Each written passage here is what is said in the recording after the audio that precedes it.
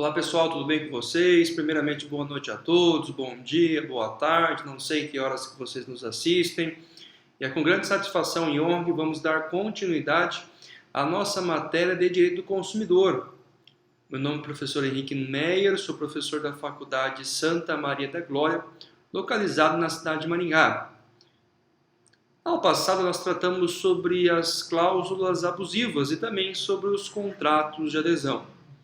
Findado o conteúdo das aulas anteriores, nós vamos tratar hoje de um tema muito importante, um tema que faz parte do dia a dia do consumidor, que diz respeito da proteção administrativa do direito do consumidor.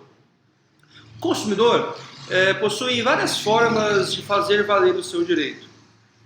As formas mais conhecidas são as formas extrajudicial e a forma judicial.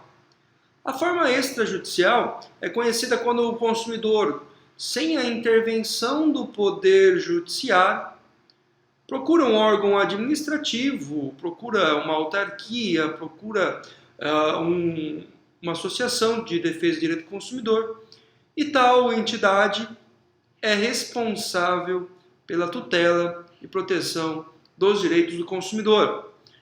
Já o modo judicial diz respeito quando o consumidor procura o Poder Judiciário para fazer valer o seu direito.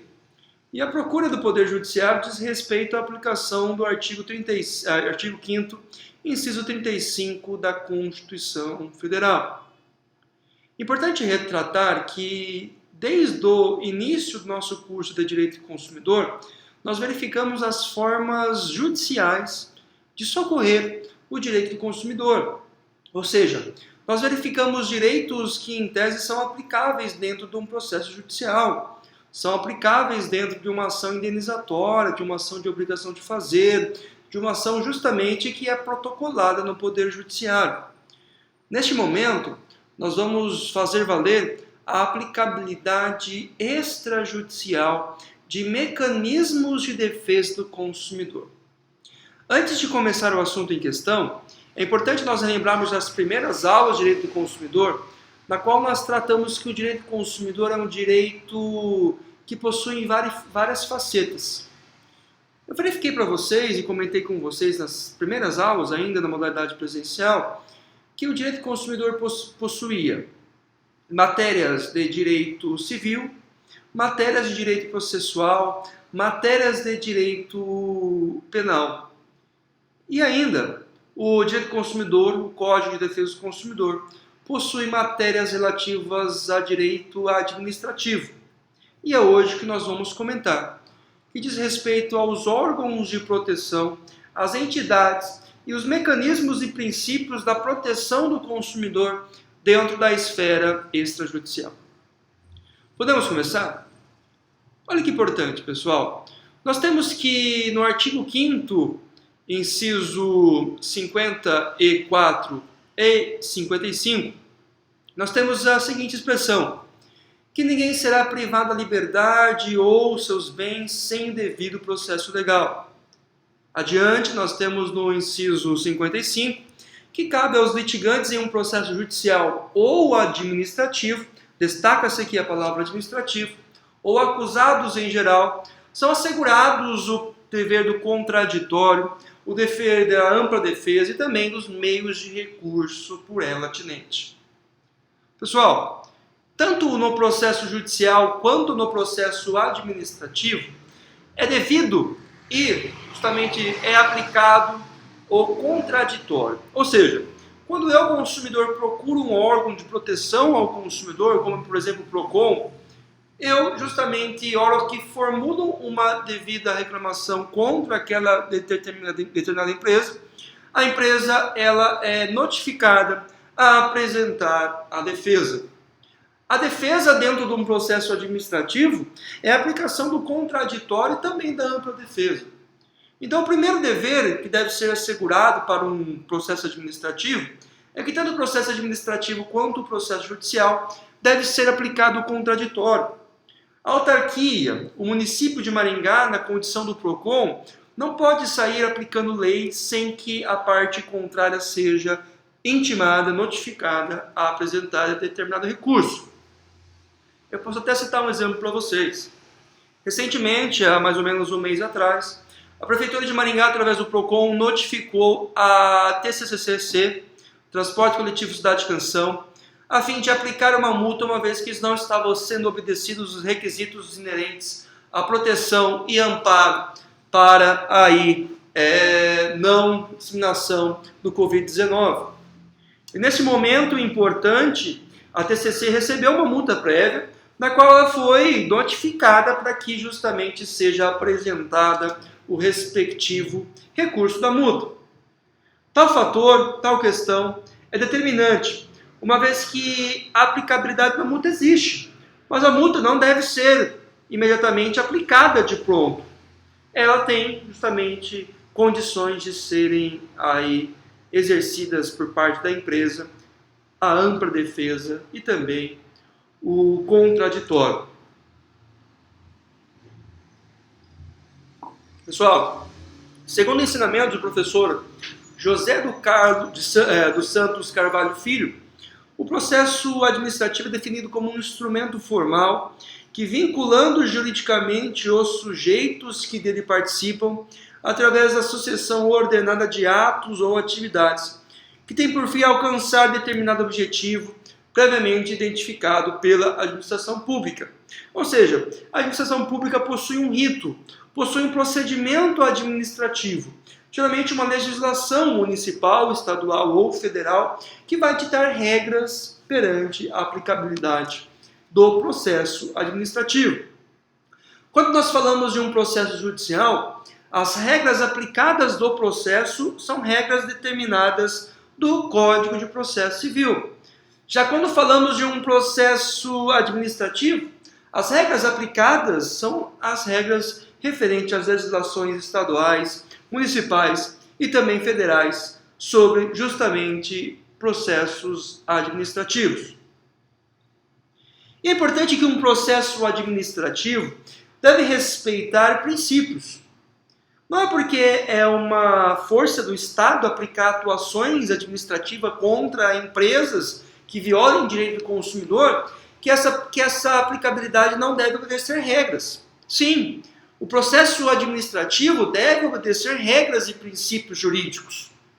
E nós vamos citar aqui as primeiras regras e princípios jurídicos a serem aplicados justamente dentro do processo administrativo.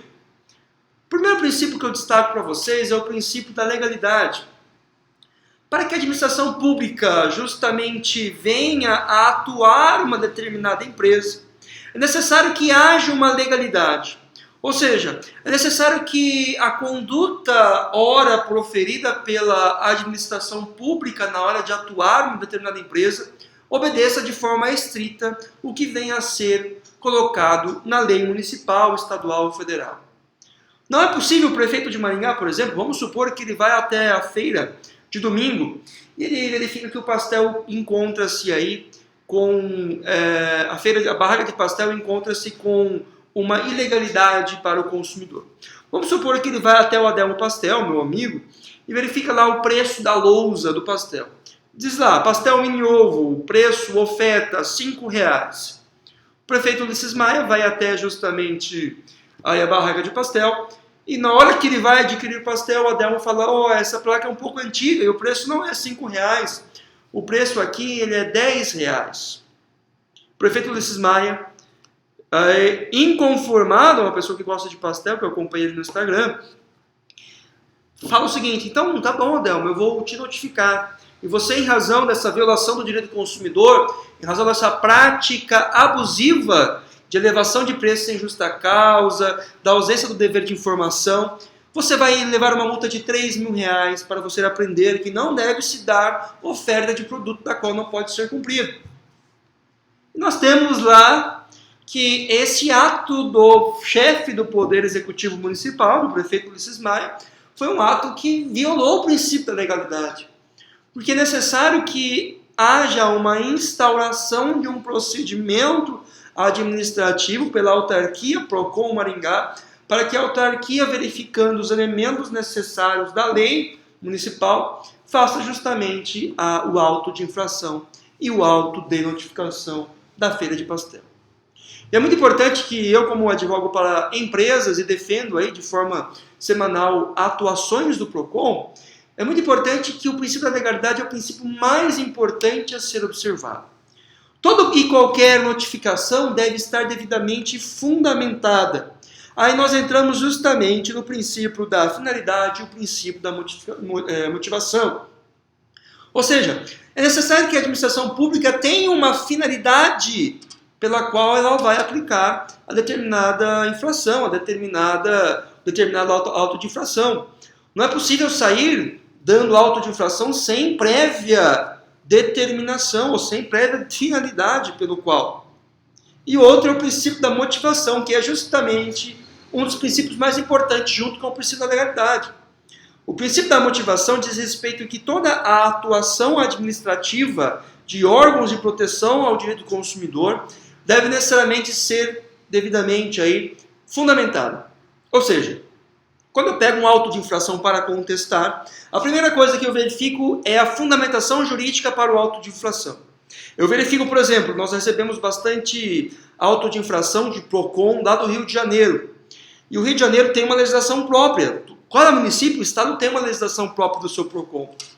E é importante, pessoal, a primeira coisa que eu pego, eu leio a legislação do Rio de Janeiro e verifico se houve a aplicabilidade da legalidade, da finalidade, da motivação.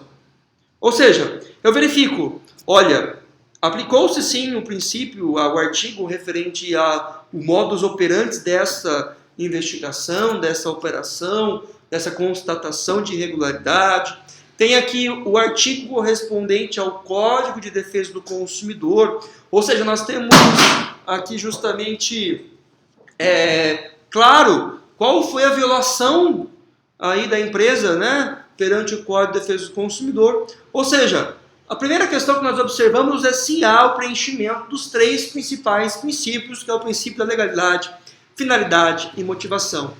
Se por um acaso o auto de infração estiver aí comprometido ou seja, esteja desvinculado dos princípios da legalidade, dos princípios da finalidade, dos princípios da motivação, nós justamente temos uma arma muito boa para desconstituir ou anular o respectivo auto de infração. Porque não há o fundamento jurídico, ou não se foi observado os fundamentos jurídicos da lei referente ao município, estado, do PROCON, por exemplo, e também não foi alegado aí, não foi colocado os artigos relacionados à motivação, às violações aí do Código de Defesa do Consumidor. Pessoal, outro ponto importante diz respeito ao princípio da razoabilidade. E o princípio da razoabilidade e proporcionalidade diz respeito que aquela multa, que aquela infração seja proporcional ao evento danoso. É necessário que as infrações, que as multas, que as aplicações de sanções administrativas do PROCON sejam aplicadas de forma razoável e proporcional justamente aí à empresa. E eu vou citar, por exemplo, uma questão de uma empresa que eu atendo, né, a mesma empresa, que recebeu uma multa do PROCON Rio de Janeiro no valor de R$42 mil.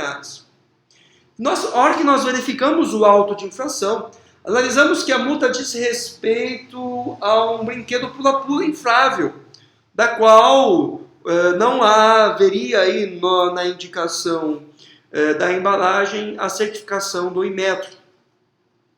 Em razão disso, a Prefeitura do Rio de Janeiro, na condição aí junto ao PROCON do Rio de Janeiro, foi até o Carrefour lá no Rio de Janeiro e verificou que esse produto não tinha aí justamente o selo do Inmetro. Assim sendo, o administrador, o fiscal do PROCON, recolheu todos os produtos aí da respectiva gôndola do mercado Carrefour e aplicou-se uma multa de R$42 mil em face aí da empresa que eu advogo. A pergunta que eu faço, será que R$42 mil é suficiente? É um valor razoável? É um valor proporcional pela ofensa do direito ao consumidor? Primeiramente, analisamos. O caso em questão, ele traz uma ofensa ao direito do consumidor. Eu não vou ser para você justamente aí uma pessoa que não vou dizer que a empresa estava errada. Sim, a empresa estava errada. Nós violamos como empresa os deveres de segurança, os deveres aí de informação do consumidor. E como se trata de um produto relacionado à criança, de certo modo aí há, né, um agravamento da situação. Mas o produto custa R$100. Será que por R$42.000 é justo o suficiente para aí condenar a empresa, né? Justamente aí trazer uma penalidade para a empresa? Em um processo judicial nós estamos discutindo que isso não é razoável e nem proporcional, uma vez que a apreensão de produtos eram poucos produtos, se não me engano 6 ou 8 produtos na gôndola, ou seja, lá não há justamente um agravamento da situação, a situação de certo modo ficou controlada, não ficou de certo modo aí né, sobre aí um efeito a milhares ou milhões de consumidores.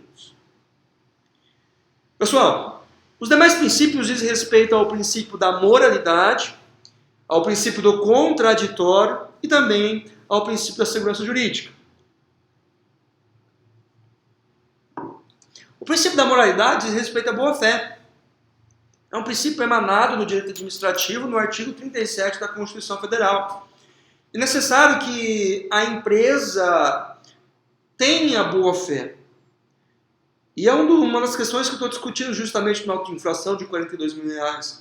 Eu estou dizendo o seguinte, empresa, o Procon, você não observou que a empresa estava de boa-fé, porque só foi por azar aí, a responsabilidade de validação de método não era da nossa empresa, mas sim era do Carrefour. Então, houve aí justamente que a empresa, de certo modo, que eu estou defendendo, está de boa fé. A má fé justamente está pela empresa comerciante que não fez a certificação do método dos produtos.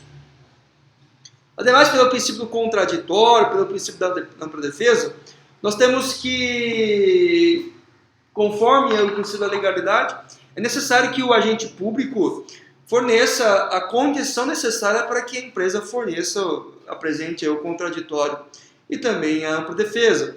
E a segurança jurídica diz respeito aos prazos prescricionais, ou seja, que a administração pública tem um prazo de decadência de 5 anos para as respectivas cobranças e respectivas autuações dentro aí do direito do consumidor de penalidades administrativas.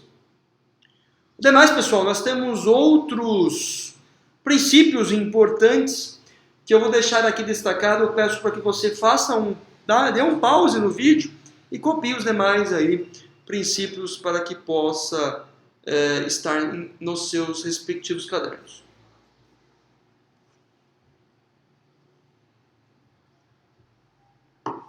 Dando sequência à nossa matéria, nós temos que a proteção administrativa do consumidor na esfera extrajudicial, ou seja, na esfera administrativa, decorre de um poder chamado poder de polícia. Todo e qualquer agente público, fiscal, órgão, autarquia municipal, estadual, federal, possui justamente poder de polícia.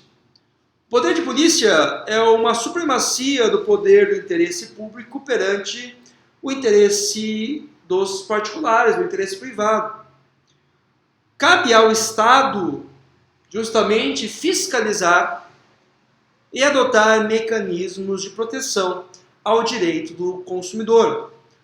Nós verificamos no começo da nossa respectiva matéria, lá nas aulas presenciais, que pelo artigo 4º do Código de Defesa do Consumidor, nós temos o que é chamado justamente de políticas públicas para a defesa do consumidor. E dentro das políticas públicas nós temos que é dever do Estado, município e União a proteção do consumidor.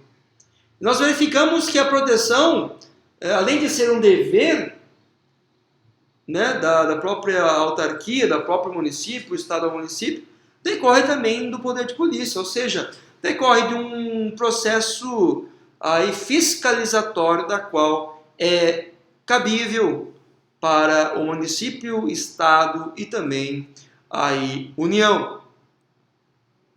E é interessante, pessoal, que as sanções, multas, apreensões aplicáveis pela administração pública no que diz respeito a produtos, justamente a fornecimento de serviços, decorrem do poder de polícia.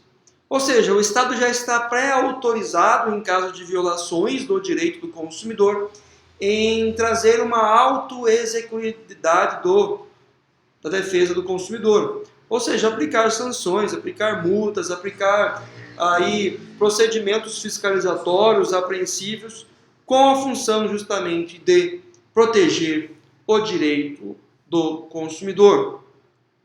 E diante deste contexto, nós temos que o STJ pacificou o entendimento sobre a existência ou não de poder de polícia pelo PROCON. Ou seja, em um processo datado aqui em 2011, foi levada a discussão junto à Corte, ao STJ, a discussão se o PROCON autarquia municipal ou estadual, aqui em Maringá nós temos o PROCON Maringá, e a nível estadual nós temos o PROCON estadual do estado do Paraná. O PROCON, ele de certo modo aí, foi questionado judicialmente se ele haveria o poder de polícia facultado aí às entidades públicas. E, de certo modo, foi o entendimento do STJ que sim, o PROCON possui aí poder de polícia. E a emenda jurisprudencial traz o seguinte caminho: processo civil, multa do PROCON municipal, quanto arbitrário, matéria de não pré-questionada. Nós temos aqui que a decisão diz o seguinte: por entendimento do tribunal recorrido, no sentido que o PROCON tem sim o poder de polícia para impor multas decorrentes às transgressões, às regras ditadas aí pela Lei 8.078/90, em sintonia com a jurisprudência do STJ, pois sempre que condutas praticadas no mercado de consumo que atingirem diretamente os consumidores, é legítima a atuação do PROCON para aplicar as sanções administrativas previstas em lei. São decorrentes do poder de polícia que é conferido. Acrescenta-se o fato, aí para menor esclarecimento, que a atuação do PROCON não viabiliza e não exclui a atuação da agência reguladora, pois esta procura resguardar em sentido amplo a regular a execução do serviço público prestado. Pessoal, o nosso estudo de caso dessa semana vai trazer uma decisão, um processo muito importante do PROCON Maringá. E a história é o seguinte: o PROCON Maringá, ele iniciou um procedimento administrativo, se eu não me engano, há 3 anos atrás, em face à Claro S.A.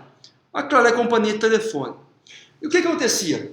A Claro S.A., ele veiculou através de panfletos na Avenida Brasil ofertas de um determinado plano de telefonia. E essas ofertas eram ofertas atrativas. Eu não me lembro o teor das ofertas, mas era algo parecido com pague um plano e ganhe 3 linhas, 4 linhas, algo do tipo, algo que realmente chamava a atenção do consumidor, que o consumidor poderia aí justamente atribuir um plano familiar para sua família, para amigos, com preço muito abaixo do mercado. E o PROCON Maringá fez um auto de fiscalização, inclusive utilizando-se de pessoas, para que em loco verificassem a conduta da Claro. E na hora que o PROCON Maringá, através de um procedimento administrativo, verificou, com base nas reclamações dos consumidores, que aquele plano era falso, que aquele plano não era aplicado pela companhia telefônica, que aquilo era só um chamariz para os consumidores, que aquilo não tinha veracidade, que aquilo não tinha certamente a aplicabilidade, porque aquilo era falso. O PROCON atribuiu uma multa, se eu não me engano, pessoal, eu não estou lembrado se é 800 ou 2 milhões de reais, 800 mil, mas é uma multa, de certo modo, aí, num valor muito, mas muito alto. E nós temos aqui a discussão que nos leva a crer sobre o poder de polícia. Ora, professor, você disse no começo para mim que o poder de polícia é atinente a toda a repartição pública, a todo o órgão do governo municipal, estadual e federal. Ou seja, a prefeitura, a PROCON, conselhos podem aplicar multas, sanções, apreensões, podem aplicar, né, questões aí em face a fornecedores que violam o direito do consumidor. E você disse nesse caso que o PROCON atuou uma multa aí milionária, em face, é claro. Mas qual que é o problema que você quer chegar? Pessoal, nós temos no Brasil as chamadas agências reguladoras. E olha que interessante. Para as companhias de telefone, internet, nós temos que a agência regulamentadora é a agência Anatel. É a Anatel que dita ordens em relação a justamente a serviços de internet, TV a cabo e também telefonia. E nós temos outras inúmeras agências reguladoras, como por exemplo a ANEEL, que dispõe sobre regras referentes à energia elétrica, ao fornecimento de energia elétrica. A ANS, a Agência Nacional de Saúde, que dispõe de regras sobre planos de saúde. ANA, a Agência Nacional de Águas, que dispõe de regras em relação aí justamente às questões envolvendo fornecimento de água. Nós temos também uma importante agência que é a ANAC, que traz regulamentos sobre companhias companhias de aviação. Enfim, pessoal, nós temos infinidades de agências regulamentadoras. E a pergunta que eu coloco em questão para vocês, inclusive vou cobrar isso no estudo de caso. Será que o PROCON está usurpando da competência da agência regulamentadora em atribuir a multa para a respectiva companhia de telefone? Será que o PROCON, um órgão municipal da Prefeitura Municipal de Maringá, possui uma responsabilidade, um dever, um direito de aplicar uma sanção, uma penalidade milionária para a Claro S.A., sendo que a entidade que regulamenta regras de fornecimento de telefonia é a Anatel? A resposta é sim. Sim, o PROCON, por força desse recurso especial, além de mais outras decisões relacionadas ao tema em questão, tem sim a possibilidade de aplicar em conjunto ou não da respectiva agência reguladora multas, sanções e apreensões. Ou seja, essa empresa que violou o direito do consumidor pode sofrer sanções do PROCON Maringá, como também pode sofrer sanções junto à Anatel. E isso eu oriento aos meus alunos e também clientes. Pessoal, qualquer reclamação sobre violação dos direitos do consumidor, se você está sofrendo aí com uma lesão a direito do consumidor, se você dentro da sua companhia de energia elétrica, você na sua conta de água, você no seu plano de internet, está aí justamente com problemas em relação ao fornecimento de serviço ou produto, cabe você primeiramente procurar o PROCON e em seguida, ao mesmo momento, procurar a agência regulamentadora. Esses são os órgãos por excelência na esfera administrativa, extrajudicial, sem necessidade de advogado, que você pode utilizar para justamente resolver a sua questão. E digo mais, é muito importante que antes que você entre com um processo judicial, antes que você protocole processo judicial, pedindo danos morais, pedindo aí tutelas, proteções, ressarcimentos, é importante que você faça essas reclamações junto ao órgão de proteção ao consumidor, por excelência os PROCONs aí municipais ou estaduais, na ausência do PROCON municipal, e também que você faça as reclamações junto às respectivas agências regulamentadoras. É neste momento que você formaliza o interesse administrativo de resolver a questão. E nesse sentido, se não houve aí em contrapartida da empresa fornecedora um reparo, uma substituição, uma reparação, um ressarcimento dos valores ora cobrado por excesso ou né, da regularidade do serviço devidamente prestado, nasce aí um direito mais do que maduro, mais do que fiel, mais do que aí pronto para que o juiz arbitre, né, justamente talvez dê ganho de causa para você, atribuindo, quem sabe, até pela perda do tempo, dentro da teoria nova que nós temos aí, justamente atribuir dano ao tempo perdido, um dano moral ao tempo perdido, aplicabilidade de você aí ser merecedor de danos morais, além de ter a sua pretensão talvez aí atendida pelo Poder Judiciário. Perfeito, pessoal? Então nós temos aqui, interessante nós citarmos aqui que isso vai ser estudo de caso para que vocês façam durante a semana, a aplicabilidade e o dever justamente do respectivo PROCON e também da respectiva agência regulamentadora em processar, julgar, aplicar sanções de natureza administrativa em face de violações a direitos do consumidor.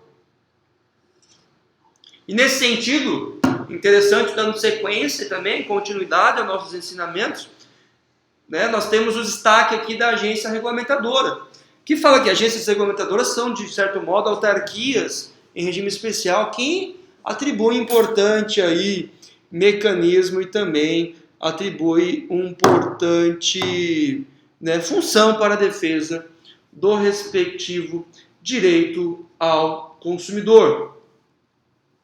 Pessoal, só dando continuidade também, falando mais ainda de agências regulamentadoras, é importante que as agências regulamentadoras que emitem, que expedem regulamentos, que expedem justamente limites legais sobre as questões oriundas a fornecedores de produtos e também fornecedores de serviço. Olha que importante. Quando se fala em alteração de valores de plano de saúde por faixa etária, vamos supor que a pessoa tem 59 anos e o ano que vem ele completa 60 anos, ele, de certo modo, ele vai ter uma necessidade de utilizar-se mais do plano de saúde, via de regra. É a agência regulamentadora, nesse caso aí a ANS, que vai regulamentar sobre a possibilidade desses fornecedores de serviço exercerem aumento, né? Exercerem aí alterações de preço e quais são as alterações cabíveis justamente aí pela agência regulamentadora em face das companhias e das prestadoras de serviço de saúde, nesse caso em exemplo. Pessoal, dando sequência, nós vamos tratar agora sobre as sanções administrativas. Sanções são penalidades, são justamente atos pelos quais, através de poder de polícia, as entidades municipais, estaduais, federais, aplicam em face a fornecedores de produtos ou serviços que violem aí direitos do consumidor. E as sanções administrativas estão previstas no artigo 56 do Código de Defesa do Consumidor. E o artigo 56, ele traz o que pode ser exercido através do poder de polícia. Quais são as penalidades que podem ser aplicadas justamente às empresas, às autarquias, ao PROCON, né, podem ser aplicadas aí no caso em questão. E o artigo 56 ele fala o seguinte: as infrações de normas de defesa do consumidor ficam sujeitas, conforme o caso, às seguintes sanções administrativas, sem prejuízos aí da natureza civil, sem prejuízo da natureza penal, definidas conforme a lei como, primeiro, multa. A multa é sim um mecanismo, uma sanção administrativa aplicável aí a empresas que não cumprem direitos do consumidor. Então é muito comum que as sanções administrativas, que as notificações, que os autos aí de infração tenham como penalidade multa em razão aí do descumprimento do direito do consumidor. Outro fato aplicável é a apreensão do produto. Ou seja, aqui pelo poder de polícia nós temos que o PROCON, agências regulamentadoras, associações, entidades de proteção ao direito do consumidor podem realizar apreensões de produtos em casos de violação. Lembram da cerveja Becker? Né? Nós temos que a cerveja Becker, uma cerveja lá de Minas Gerais, se não me engano, ocasionou imensos prejuízos a consumidores, prejuízos aí, né, de forma assim, uma forma bem complicada. E é devido daí o órgão por excelência, né, a Defesa Civil, junto com órgãos de proteção ao consumidor, realizar a apreensão de produtos. Outro fator interessante que é atribuído como um direito pelo dever de polícia dessas entidades é tornar o produto inutilizável. Ou seja, vamos supor que uma determinada fabricante faça um brinquedo para a criança e esse brinquedo, de forma intrínseca, apresenta vício, problemas de saúde para a criança. Já viram aquela massinha, né? Esses exemplos eu vou colocando no decorrer da aula, nada planejado, tá, pessoal? Aquela massinha, vamos supor que uma criança compra aquela massinha e começa a ter algum problema de pele, vai até uma dermatologista e viu que é um produto químico que é utilizado aí na tintura da massinha. O PROCON ou outra entidade pública de defesa do consumidor pode justamente tornar aquele produto inutilizável, ou seja, falar o seguinte: fabricante, 1, 2, 3 massinhas para criança limitada, você não poderá mais disponibilizar, comercializar o produto em questão. Estou retirando o produto de todos os mercados, ou você ainda tem que tirar os produtos, né? Às vezes não é o PROCON que vai lá tirar, mas ordena que você tire sob pena de multa diária, né? E multas altíssimas, falando aqui de multas de milhões e milhões de reais. Outro fato questão, pode ser utilizado aí a cassação do registro do produto. Vamos supor que um determinado produto passa pelo Inmetro, passa pelo IPEM, né? Inmetro, Instituto Nacional de Metrificações, né? IPEM, Instituto Nacional de Pesos, né? Se não me engano, não lembro muito bem as nomenclaturas corretas, mas enfim, um produto é aprovado. Vamos supor que esse celular aqui ele é aprovado pelo Inmetro, é um celular que justamente não tem aí problemas para o consumidor, um celular que, de certo modo, autorizado a sua fabricação e comercialização no Brasil. Só que por virtude de algum problema que foi verificado após a certificação do Inmetro, olha que interessante, o Inmetro certificou, autorizou, mas depois constatou-se um vício aí de natureza, né, de defeito de produção do produto, os órgãos de proteção do consumidor, PROCON, por exemplo, atribuiu como penalidade que esse produto não terá mais a licença do Inmetro, ou seja, ele que reformule a sua estrutura, as suas configurações, para que assim possa atender às exigências do respectivo Instituto Nacional de Metragem e Metro. Outras questões, pessoal, é a suspensão do fornecimento do produto, né? Aplica-se também a proibição da fabricação do produto, se aplica-se a suspensão temporária da atividade, aplica-se a revogação de concessão, olha que interessante, a cassação de licença do estabelecimento comercial. Isso aí é gravíssimo. Vamos outro exemplo que a minha cabeça já pulsou aqui, que eu vou contar para vocês. Então eu pensei agora também, juro por Deus. Supor que existe uma casa, essas casas de narguilha, esses lugares aí que os jovens vão para fumar narguilha, para uma cerveja, enfim, eu não contra totalmente, desculpa quem é a favor. Enfim, pessoal, vamos supor que lá vende essências, vende, né, não sei o que lá, como chama aquilo aí, de natureza importada, de natureza que não é permitida a sua comercialização no Brasil. Então, devido à gravidade, pode o PROCON Maringá, ou pode justamente esta entidade de proteção ao direito do consumidor, realizar a cassação da licença do estabelecimento comercial. Ou seja, cabe à autarquia municipal, em havendo gravidade, é claro que a gente tem que perceber agora a aplicabilidade dos princípios em relação à administração pública, né? Principalmente do princípio da razoabilidade e também da proporcionalidade. E havendo a atenção a esse princípio, ou seja, quando o bem jurídico tutelado, quando a afetação do bem jurídico tutelado é algo agravante, repercute através de uma esfera de direitos difusos e coletivos, ou seja, traduzindo, traz uma repercussão geral a várias e várias pessoas. Vamos supor que nesse estabelecimento estejam lá 2.000 pessoas que utilizaram indevidamente dessa essência, tiveram um problema com o pulmão, por exemplo. Cabe aí sim a administração pública, dentro das prerrogativas atinentes, né, ao artigo 56 do Código de Defesa do Consumidor, fazer a cassação da licença do estabelecimento comercial ou da atividade, ou seja, vai lacrar a empresa não vai mais funcionar. Cabe também a interdição total parcial, a intervenção administrativa. Só que eu quero destacar um fator bem importante, que é a imposição de contra-propaganda. E você que é meu aluno, você que assistiu às minhas aulas, você que está atenado, nós tivemos uma aula muito legal, muito importante, muito dinâmica, inclusive eu passei aqui na televisão do escritório, que diz respeito às publicidades dentro aí da relação de consumo.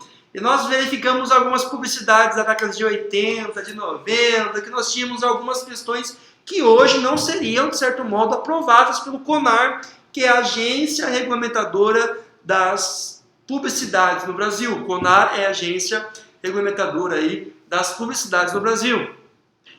Vamos supor que por aí, né, desconhecimento do CONAR, por desconhecimento da equipe de marketing que está fazendo essa propaganda, uma determinada companhia de telefone faça uma propaganda, na verdade aqui é publicidade, nós verificamos bem que é essa distinção entre propaganda e publicidade, mas a própria lei se contradiz e traz no artigo 54 contra a propaganda e não contra a publicidade. Publicidade é um conceito mais novo, atual, aí sobre questões de merchandising, de marketing, de empresas, mas enfim, vamos supor que essa empresa, deixa eu tomar uma água, vamos supor que essa empresa faça aí essa publicidade e, de certo modo, essa publicidade atente contra a honra subjetiva de pessoas negras ou de índios e pardos. Uma publicidade que fala do índio lá na Amazônia ligando no celular e, assim, impondo que o indígena é uma pessoa sem estudo, sem noção, sem inteligência, impondo, dando essa percepção aos consumidores. Pode aqui o PROCON, o CONAR, as entidades de proteção ao direito do consumidor imporem para que essa companhia telefônica que está fazendo uma publicidade aí, né, lembra que é uma publicidade enganosa, abusiva, aqui é publicidade abusiva, porque diz respeito a uma raça, a um credo, a uma cor, que ele imponha o dever o seguinte: meu amigo, vamos supor que seja Oi fazendo isso, tá? Isso é um exemplo, um caso fático. Amigo, você vai ter penalidades agora, você vai ter que fazer uma contra-propaganda falando bem dos indígenas, trazendo a menção da importância histórica dos indígenas para o crescimento do Brasil. Ou seja, a multa, não houve aqui multa, não houve fechamento, não houve suspensão, não houve aqui apreensão de produtos, porque é uma publicidade, mas houve a imposição de contra-publicidade, né, chamado pela lei erroneamente por contra-propaganda. Pessoal, olha que interessante. Será que é possível a aplicabilidade bis in idem das sanções administrativas? A pergunta que eu faço para vocês: é possível uma determinada, um determinado PROCON, por exemplo, PROCON de Maringá, atribuir, dentro do artigo 56, 2 ou mais sanções perante a empresa que justamente viole direitos do consumidor? A resposta é sim. Bis in idem, no latim, quer dizer repetição, ou seja, mais de um. Princípio muito utilizado aí também na esfera do direito penal, né? Quando a gente fala de cálculo de pena, quando nós falamos aí de dois ou mais crimes, penal justamente não é comigo, então peço até desculpa que eu sou a pessoa mais leiga no mundo do direito penal. Olha que interessante. Nesse sentido, é possível sim que as penas do artigo 56 sejam aplicadas de forma cumulativa. Ou seja, é possível que neste momento nós temos a aplicabilidade do órgão da proteção do direito do consumidor aplicar duas ou mais sanções estabelecidas no artigo 56. Ou seja, nós temos a possibilidade da aplicabilidade de multa de apreensão do produto, multa e revogação do alvará, multa e imposição de contrapropaganda, multa e inutilização do produto, nós temos só apreensão do produto e suspensão do fornecimento do produto, enfim, pessoal. Nós temos inúmeras variedades para aplicabilidade justamente aqui, né, das penas relativas a sanções, né, dentro do direito do consumidor. Professor, mas tudo bem, se você fala que é possível aplicar o bis e idem junto às sanções administrativas dentro do direito do consumidor, dentro da esfera da proteção administrativa do consumidor, mas em qual momento nós temos a ponderação da necessidade de aplicar duas ou mais penas em razão da violação do direito do consumidor? Pessoal, nós temos que remeter novamente aos princípios aplicáveis ao procedimento administrativo de proteção ao consumidor. E nós temos que os princípios aplicáveis nesse caso é o princípio da legalidade, é o princípio da moralidade e é o princípio também da razoabilidade e também proporcionalidade. Nós não temos como deixar ter validade jurídica, ter subsídio jurídico, uma penalidade muito feroz ao fornecedor. É o caso que eu citei do meu cliente no começo da aula. Naquele momento eu entendo que a penalidade, ora aplicada pelo PROCON Rio de Janeiro, na qual impôs uma multa de R$42 mil por conta de 3, 4, 5 produtos que não existia aí certificação junto ao Inmetro, creio que essa penalidade é uma penalidade fora dos parâmetros legais.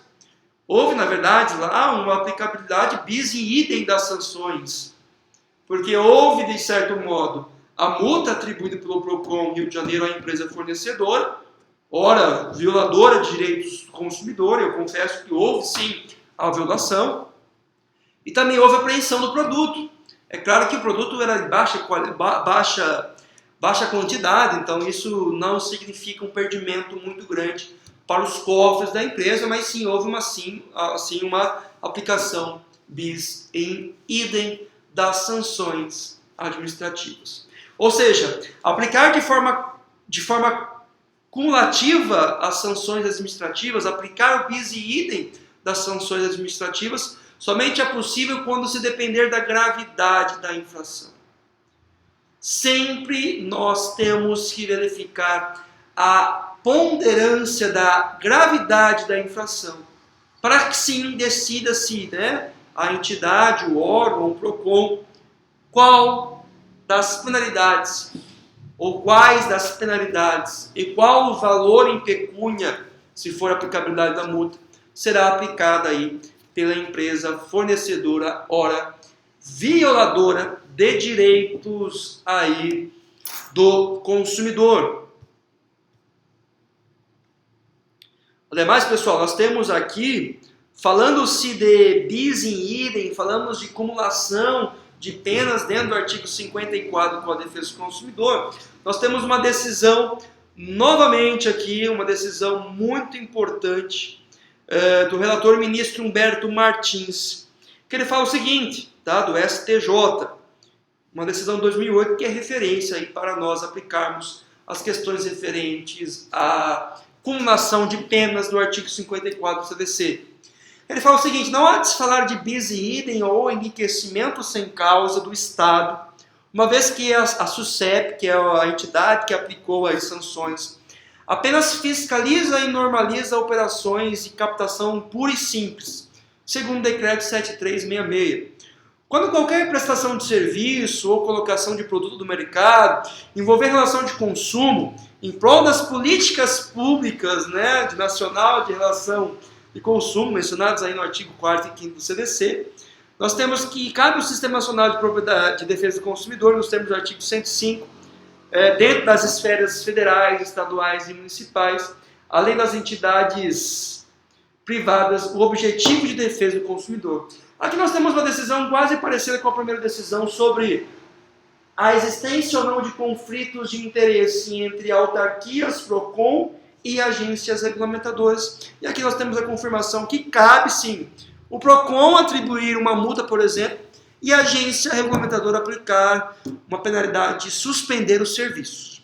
Tá? Então nós cabemos aí o bis idem de órgãos distintos em questão. Pessoal, olha que interessante. Dentro do artigo 57, nós estamos encaminhando, infelizmente, para o final da nossa aula, os últimos 10 minutos. Tá? Essa aula é muito gostosa, uma aula muito produtiva, uma aula muito interessante. Mas na semana que vem nós vamos voltar aí ao nosso conteúdo de sanções administrativas e vamos falar só de casos práticos. Então eu quero comentar aquele caso do PROCON de Maringá, eu quero comentar o caso do Rio de Janeiro para vocês, enfim, nós vamos trazer uma aplicabilidade aí, né, prática dentro da nossa respectiva teoria.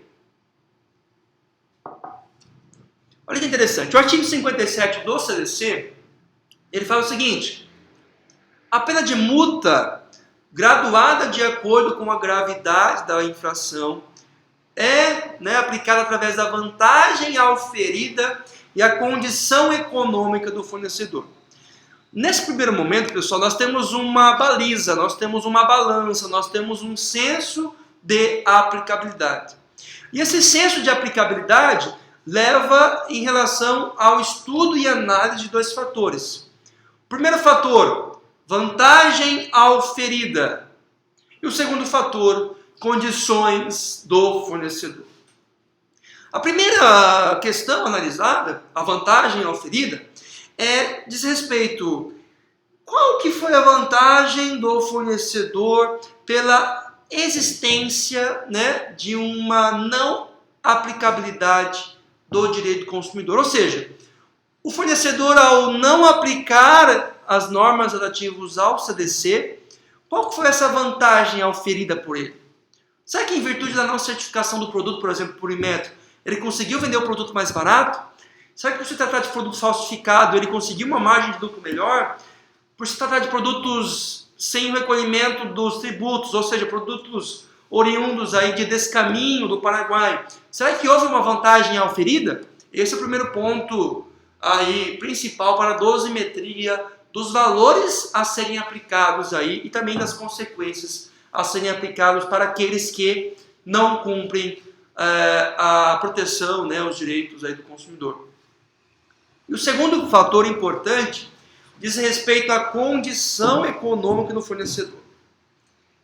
É claro que o PROCON não vai aplicar uma multa de R$1 milhão para um camelô que vende produtos falsificados, ou para uma lojinha de porta que vende aí, que viole direitos do consumidor.